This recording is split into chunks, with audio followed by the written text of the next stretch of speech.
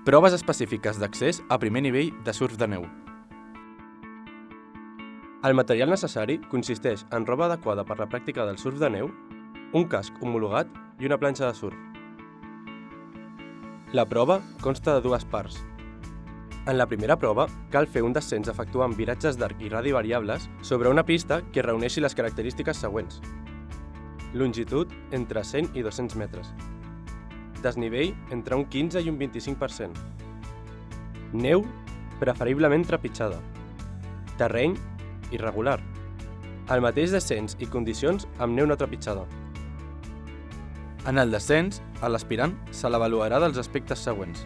La posició del centre de gravetat respecte al centre d'equilibri de la taula de surf de neu. Realització de conduccions mixtes.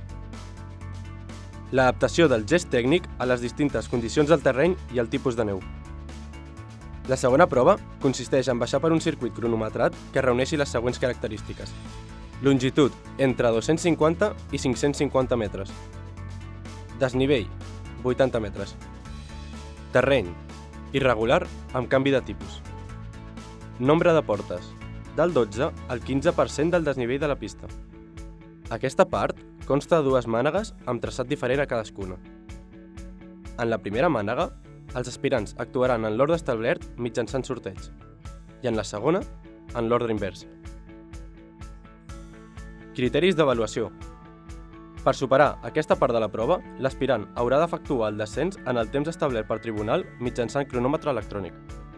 Els aspirants que hagin superat aquesta part en la primera mànega no estan obligats a fer la segona, i en el cas de que la facin, es farà valdre la millor de les dues.